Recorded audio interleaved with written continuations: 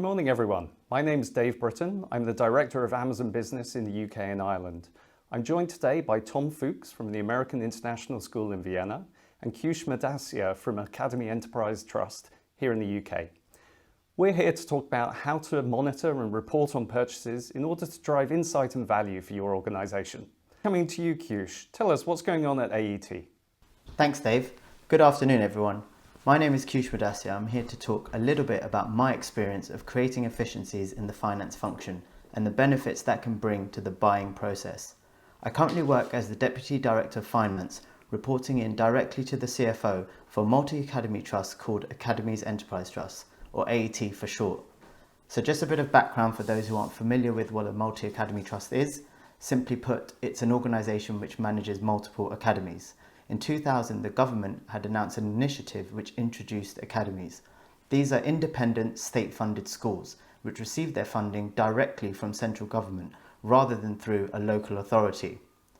Whilst they initially were launched with the aim of boosting struggling schools in deprived inner city areas, it has changed radically to embrace all types of schools, successful or otherwise, and since 2010 we've seen an exponential rise in the number of academies. AET currently encompasses 58 schools across the UK, and with a turnover of around 230 million, we have the opportunity to really focus in on efficiencies in finance and procurement and make the most of the income for each and every one of the 31,500 children we're responsible for. So prior to me joining in 2018, AET was an organisation which historically delivered poor academic and financial performance. This was the biggest selling point for me. The prospect of helping to turn around an organisation was just too enticing to ignore. In terms of education, our primary results sit well above national average, and with a 21% rise over the last 3 years and Key Stage 4 and Key Stage 5 results closing the gap with the national average. What's been particularly gratifying is seeing that transformation up close. AET has not only reversed the multi-million pound deficit, but is now running a modest surplus. So I'll run through 3 of the most significant steps we took to achieve this, and then share more about our future strategy. So the first step is people. I was fortunate to be given a blank canvas and created a central finance structure which was at the time made up of contractors. This process took around 9 months as I was determined to get the right people to fill these roles, and whilst I didn't always get it right, I now have a strong team supporting our development. The next step is operating model.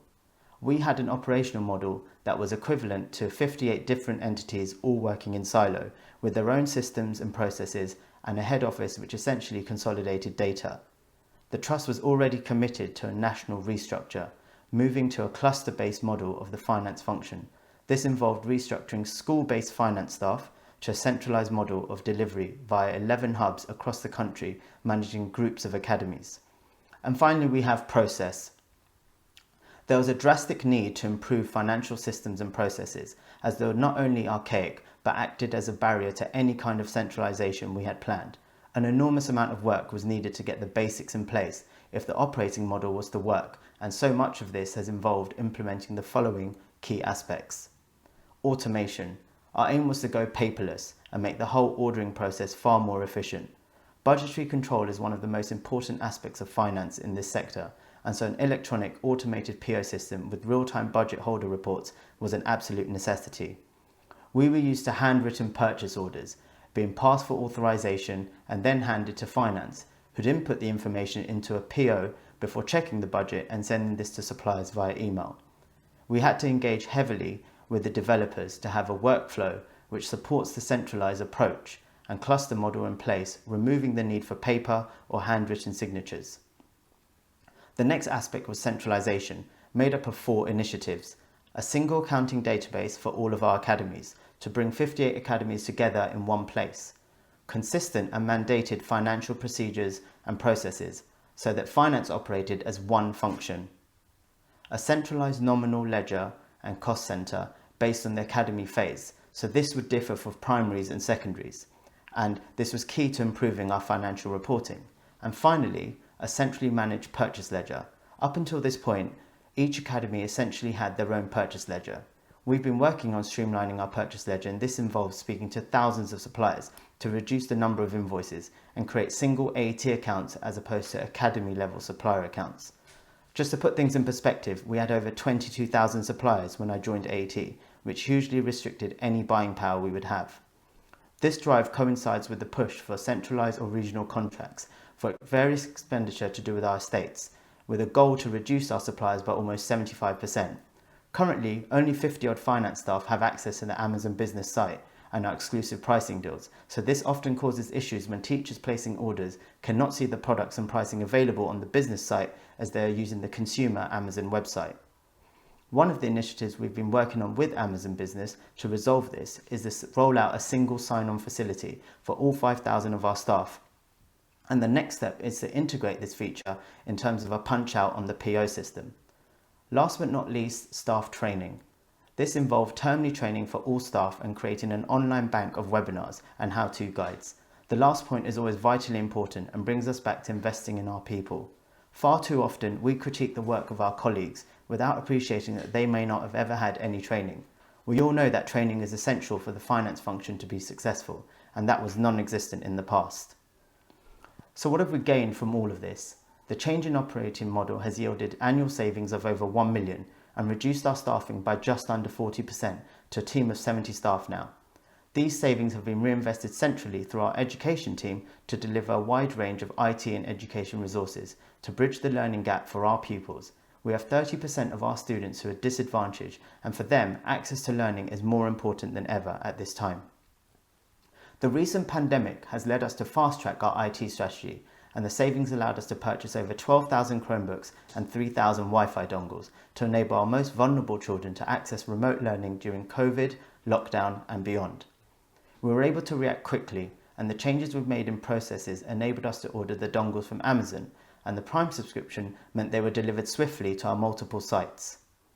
These children were our priority throughout, not only the first to access the IT equipment and Wi-Fi, but also the most important to have access to their teachers online through live lessons and video conferencing. In any week, over 5,000 pupils would log into Trust-wide live lessons as part of their daily timetable, not to forget them all being able to join in with Joe Wicks and keep fit and healthy too. We've also been able to invest heavily in one-to-one tutoring over the summer and various edtech software programs, which has really helped to shape our virtual learning environment and provide continuous access to learning and their teachers for all of our pupils. In July, we ran our first ever virtual celebration festival, which attracted over 35,000 staff, students and parent viewers throughout the day, and with a few celebrities dropping in, from David Walliams to a Spice Girl and even a personal message from Boris Johnson. It was truly a remarkable event for staff and most importantly pupils, many of whom would not have been able to enjoy the event were it not for the recent investment in technology. So I've talked about some of the changes we've made and are making, which does make you feel like the education sector and wider not-for-profit sector is often behind the curve when we compare with our corporate counterparts. Therefore, towards the end of last year, we finalised the 5-year strategy, which focused on automation and thus efficiency. The pandemic has definitely accelerated the timeframe in which we would want to deliver on the strategy, and I will now provide you an insight into the vision we have for the sector. Firstly, creating a single processing centre to support the changes that have been made and centralise the way in which we handle ordering and payments, effectively reducing the number of batch payments that are made. Secondly, implement a number of preferred suppliers which can accommodate 80% of our ordering, who all have integrated punch-outs with our P2P system. Thirdly, an integration and implementation of artificial intelligence into our ordering and invoice process. This means invoices from suppliers are sent via email to a dedicated inbox and automatically posted to the finance system through OCR reading. And the AI aspect learns what information to pick up, where it's normally posted to, relevant cost centres, payment dates, etc. Then we have banking. We would like to move from 60 plus bank accounts to just one physical bank account and 11 virtual accounts for our clusters of academies. And finally, we'd like to see automated bank GL postings. So using AI, there would be a seamless integration between the finance system and transactions so that these are automatically posted to the general ledger. Whilst we operate on the cloud for almost all things finance, the next step involves a greater degree of automation using AI and thus drive efficiency. Furthermore, we believe the finance function can be delivered from anywhere, remotely, as long as the systems support this way of working, and consequently, we can move away from the need for staff to be based in locations near regional offices. It's been exciting and rewarding to see how far we have come, given where we were, but I don't think we've done anything revolutionary so far, as much as what we have done and are doing can be found in the corporate sector. However, I relish the opportunity now to look forwards and be innovative, so we can support others also seeking to make such changes. Managing the significant amount of change that we've been through requires a great deal of teamwork, dedication and time, and the changing culture is one that has been welcomed as staff see the tangible benefits. Thank you. I hope that insight into what we have done and aim to do resonates with some of your strategies and visions for the future. Thanks, Kyush. That's a huge journey you've been on. Really appreciate you sharing it. So Tom, tell us what you've been up to in Vienna. Thank you, Dave. Again, my name is Tom Fuchs. I'm the purchasing officer for 7 years now with the American International School in Vienna, Austria. We are a private school with 814 students, pre-K to 12. Purchasing is what I have done for my entire life for more than 30 years. I have been in over 10 different countries, from Uzbekistan to Denmark, from Hungary all over Latin America to the United States. Now I'm at the American International School, and we have used Amazon ever since we created our first account in 2013. But now, since there is Business Prime, Amazon really got interesting for us. It's very simple for our teachers to use to select their products they're needing for their curriculum. We're buying a wide variety of items, from textbooks to world maps, from maintenance supplies to academic supplies. There is not much we wouldn't be able to find at Amazon. Now, where Amazon really got interesting for us is when Amazon Business got implemented. We have had countless emails and phone calls with Amazon in regards to the enormous amount of invoices we had to handle. Until a few months ago, when the opportunity was offered to us to have a monthly invoicing with having a prepared Excel spreadsheet with every purchase we placed in combination with all invoices in the same sequence. Before that, we had about 4 to 5 days to reconcile all our purchases with our credit card statements. Now, believe it or not, with this new improvement and this benefit for us with the new way of invoicing, were able to cut that down to less than 1 day. This is a lot of time freed up for purchasing to do other tasks. As you can imagine, as a school from pre-K to 12, there's 13 grade levels. There's over 120 teachers and administrators placing orders. Besides the invoicing, which we have going in a very good process now, we also set up 2 of our libraries as a sub-purchaser under the purchasing department. The librarian can themselves place the orders into their basket, send it to me for approval, and that's it. The orders will come in, it will be coded, it will have the cost centers on it, the name of the purchasing person.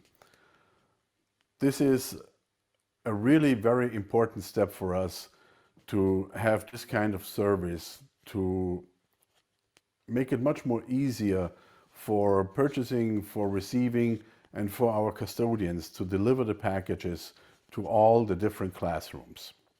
Our future vision will be to step by step try to add more and more divisions to purchase and place their orders themselves with the same process as we do it for the library, high school English, the science department, pre-K, kindergarten, and so on. That would be a tremendous saving on time and also cost for us. Thank you, Tom. Really great story. I'd like to jump in with a few questions here. First of all, I'd like to just understand from both of you, what were some of the surprises you had when you first worked with Amazon Business? Hopefully good ones. And how did you use those to benefit your organization? Tom, let's come to you first. Well, one of the biggest benefits we saw was that we were able now to get proper invoices And with the possibility to add purchase order numbers, cost centers onto that, it made life in our accounts department so much more easier. That was a huge step forward for us. Great, perfect example of just how these small changes can make a massive difference. And Kyush, what about you? So I mentioned earlier the fact that we have the opportunity to build a punch out from our P2P system. So I think this was surprising as Amazon actually introduced this to us, or this concept of having a punch out. And more recently, they've brought to us the product basket analysis. And that's been really interesting, where they can review thousands of our products that we're buying and compare prices with Amazon Business, and then hopefully give us some significant savings on the items that we're currently buying across the trust. Great to hear. And how about if you were to give your top tip for somebody who is an education organization just setting up on Amazon Business for the first time? What would that be? Let's start with you, Kyush. I'd say to be bold, and don't be afraid to inform Amazon if there's any significant changes that you're trying to make. Because from our experience, Amazon have been really versatile, and the Amazon Business website itself is super dynamic. So there's lots of changes they can bring in and tailor-made to your own circumstances. So I think definitely don't be afraid to tell Amazon about changes that you think they should make, as they're quite open to constantly improving the website and improving, I guess, the user experience. Please do. We're always welcome to feedback. Tom, what about your thoughts? What we have found is that Amazon is close to the one-stop shop. That gives us so much freedom for the teachers. Whatever they use, whatever ideas they might have, to have a tool on hand where they can browse, search, and get some ideas and find the right pricing, and moreover, a very fast delivery time. Great. And if we were to move just for this last question to thinking ahead, what do you see as the biggest challenges or the biggest opportunities ahead for purchasing finance in the education sector in, say, the coming year? Tom, over to you again. Well, as I mentioned earlier, what I think what the perfect future would be to be able to set up most, if not all departments with their own account on Amazon Business, to streamline the entire process, the looking for opportunities, the looking for good price products. That I believe would be a very big step forward in the future vision for us. Perfect, great. And Kyush, what do you say? So I definitely think the move to digital will be happening a lot faster than we envisaged. I mentioned artificial intelligence. I see this coming into play far quicker than we had imagined. And I also think actually in terms of staffing, I think that can impact finance staffing in general as we drive more and more efficiencies. But at the same time, if we think about what Amazon Business can bring to the table, we've got lots of businesses currently that are struggling since the pandemic. And unfortunately, this has meant that there's additional pressure on educational institutions as well when placing orders to be extra diligent and ensure that the companies that we are dealing with are able to handle orders and deliver on them. I guess the benefit of someone like Amazon Business is that they're backed by Amazon, and it's a huge global company. So you've got that peace of mind when you place an order, that there won't be any issues in terms of payments and the ability to deliver on a service. Great. Couldn't have put it better myself. So that just leaves me to say thank you to you, Tom, and to you, Kyush, for sharing your stories. I think we'll all agree they were fantastic examples to share, and hope that people take some good ideas away from them. Thanks again.